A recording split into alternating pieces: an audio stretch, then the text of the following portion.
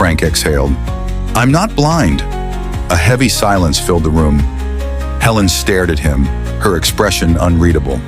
Then, in an instant, she pushed back her chair and stood up. What kind of nonsense is this? She demanded.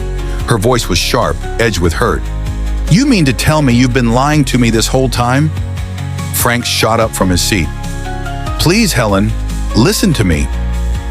Listen to you, she interrupted. You sat there and let me believe you were blind. Do you think this is a joke? Her mother looked from Mary to Frank in confusion. Wait, so you could see this whole time? Mary sighed.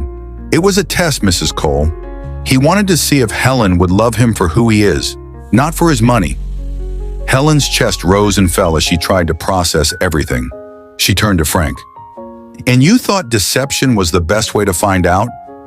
Frank took a deep breath. Helen, please. I have been hurt so many times. Women only see my wealth. I wanted to be sure you were different. Helen shook her head. You could have just been honest with me from the start.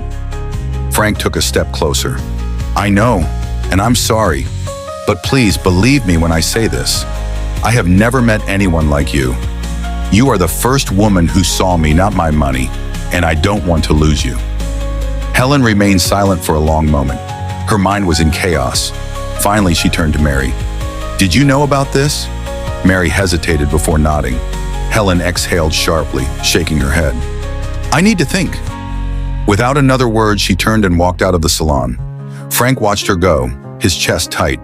He had found the one woman he wanted, but had he lost her before he could even win her heart?